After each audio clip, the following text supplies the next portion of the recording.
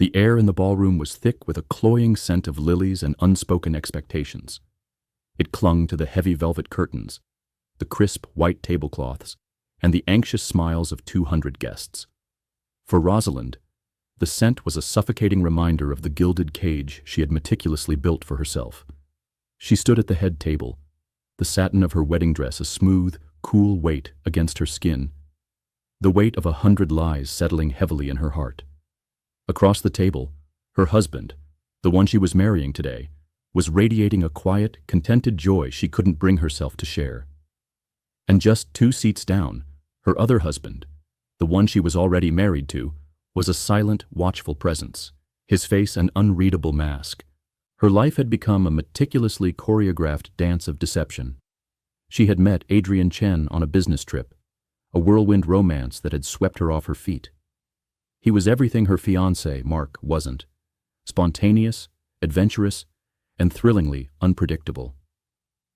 Their love had been a secret fire, burning bright and fast. They had eloped 6 months ago in a small private ceremony, a decision made in a dizzying haze of passion and impulse. But the reality of their life together had been a harsh wake-up call. Adrian was a struggling artist, a free spirit with no interest in the practicalities of life. He was a beautiful dream, but she was a woman who needed a solid foundation. She needed the stability, the predictable comfort that Mark offered. Mark was her safety net. She had told herself that 1,000 times. He was a good man, steady and reliable, with a promising career and a deep, unwavering love for her. He was the future she had always planned, the life she had been raised to want.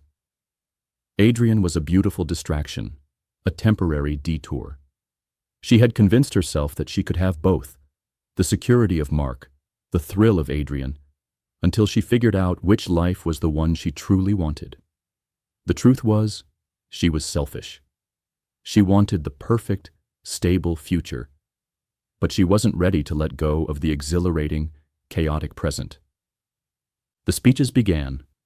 Her father, a proud, stoic man, spoke of her as his perfect daughter, a woman who had always known what she wanted and worked tirelessly to achieve it. The words were a bitter poison in her ears. Mark's best man spoke of their long history, of Mark's unwavering loyalty and his kind heart. She felt a pang of genuine guilt, a sharp stab of remorse that she had buried under layers of self-justification. Mark was a good man. He didn't deserve this. But she pushed the thought away, her mind already racing, calculating, preparing for the next turn in the performance. Then it was Mark's turn. He stood, his smile a serene, unblemished mask. He looked at her, and for a fleeting moment, a sliver of ice-cold fear shot through her. There was something in his eyes she couldn't decipher. A stillness. He wasn't nervous. He wasn't excited. He was calm. Too calm. "Thank you all for being here," he began, his voice steady, carrying easily to the back of the room. "Today has been perfect. Rosalind planned every detail, and as usual, she's been incredibly thorough. She's always been good at planning. And keeping secrets." Rosalind's breath hitched. She saw her mother's head cocked to the side, a small frown line appearing on her brow. Her father's smile faltered. Adrian, seated beside her, stiffened. He had no idea. She had never told him about Mark. He thought this was her cousin's wedding she had been helping plan. She'd created a world of intricate, believable lies. And now, it was all coming undone. Mark continued, his voice still calm, a chilling contrast to the panic rising in her throat. "6 months ago, while we were engaged, Rosalind took a trip to visit her sick grandmother. At least, that's what she told me. But last night, I discovered she was actually attending a wedding. Her own wedding. To a man named Adrian Chen." The room went completely silent. The hum of the air conditioning was suddenly deafening. Rosalind's face, once a canvas of practiced happiness, drained of all color. Her heart was a frantic drum against her ribs. She looked at Adrian, his face a mask of utter confusion and betrayal. He was staring at her, his beautiful, expressive eyes filled with a dawning horror. "I have photos," Mark said, pulling a folder from inside his jacket. Here's my beautiful bride on her actual wedding day 6 months ago." He walked to her table and placed a picture in front of her. It was a professional shot of her and Adrian, laughing, a spray of confetti falling around them. "And here's the marriage certificate," he continued, placing a copy of the document next to the photo. "And here are some lovely honeymoon photos from Belize." He fanned out the pictures, a gallery of her lies for everyone to see. Adrian finally understood. He looked from the pictures to Mark and then to her. You told me you were helping plan your cousin's wedding," he whispered, his voice trembling with a disbelief that cut her to the core. "Adrian is sitting right there," Mark said, his voice now laced with a cold, cutting finality. She introduced him as her cousin from out of town. Her mother was standing now, a hand clapped over her mouth. Her father was staring at her with a look of profound disappointment.